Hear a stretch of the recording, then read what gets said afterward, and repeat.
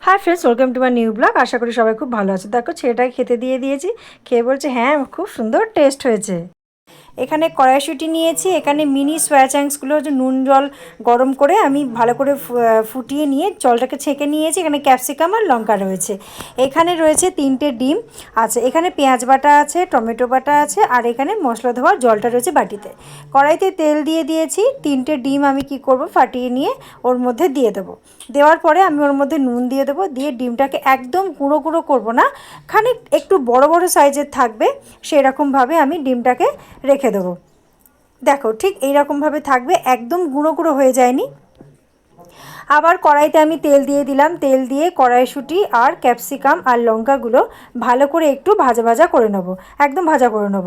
আচ্ছা, এবারে যে সয়া চাংসগুলো আছে সেগুলো আমি ওর মধ্যে দিয়ে দিলাম, দিয়ে তেল ক্যাপসিকাম আর ওই কড়াইশুঁটির সাথে ভালো করে আমি একদম মিশিয়ে নেব। একদম সোয়াবিনটা একটু যাতে ভালো করে ভাজা হয়ে যায় সেরকম করব। ভালো ভাজা হয়ে গেছে, এবারে হলুদ দিয়েছি, লঙ্কার গুঁড়ো, জিরে গুঁড়ো, ধনে গুঁড়ো, আর দিয়েছি সবজি মশলা, নুন দিয়েছি, সব আমি চা চামচের 1 চামচ করে দিয়েছি। সবজি মশলাটার এত সুন্দর টেস্ট হয় তরকারিতে দিলে, সেই জন্য আমি একটু সবজি মশলা ছিল সবজি মশলা দিয়েছি। দিয়ে ভালো করে সোয়াবিনের সাথে সব ভালো করে গুঁড়ো মশলাগুলো সব কষিয়ে নিতে হবে। এইবারে কষানো হয়ে যাওয়ার পরে আমি এখানে দিয়ে দিয়েছি টেবিল চামচের 1 চামচ টমেটো বাটা, আর টেবিল চামচের 1 চামচ হচ্ছে পেঁয়াজ বাটা।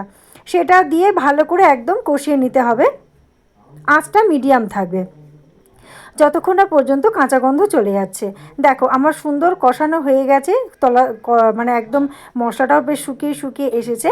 এই অবস্থায় আমি ওই মশলা ধোয়া যে জলটা ছিল সেই জলটা আমি ওর মধ্যে এবার দিয়ে দেবো। বেশি জল দেওয়ার কোনো দরকার নেই, কারণ সয়াবিনটা আগে থেকেই সিদ্ধ হওয়া ছিল, আর ক্যাপসিকাম তো একটু ভাজা মানে তেলে একটু নাড়লেই সিদ্ধ হয়ে যায়, তো বেশি জল দেওয়ার দরকার নেই, একটু গা মাখা মাখা হবে তরকারিটা। আচ্ছা, এই রকম জল দিয়ে দিয়েছি, আর আমি এখানে কোনো জল দেবো না।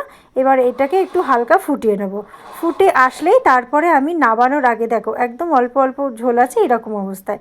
এরপরে আমি কি করব, যে ভাজা ডিমটা আমি মানে ভেজে রেখেছিলাম সেই ডিমটা আমি এর মধ্যে দিয়ে দেবো। ডিমটা দিয়ে বেশিক্ষণ করে মানে ফোটানোর কোনো দরকার নেই, মেশাতে মেশাতে যতক্ষণ ফুটবে ততক্ষণ।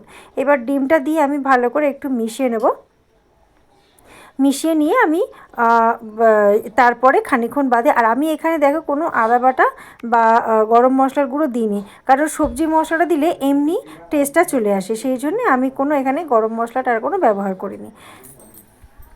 তো এবার নামানোর সময় হয়েছে, নামিয়ে নেবো।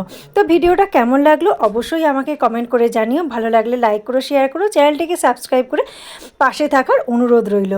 তো সোয়াবিনটা এইভাবে একবার বানিয়ে দেখো, আশা করি ভালো লাগবে। আর আমার হাজব্যান্ড তো সোয়াবিন একদম খেতে চায় না, সোয়াবিন আলু তরকারি, তো যখন ওই সোয়াবিনটা এরকমভাবে বানিয়ে দিই তো তখন খুব ভালো লাগে ওর খেতে। তো আজকের মতন টাটা বাই বাই, আবার আসি নতুন ভিডিও নিয়ে।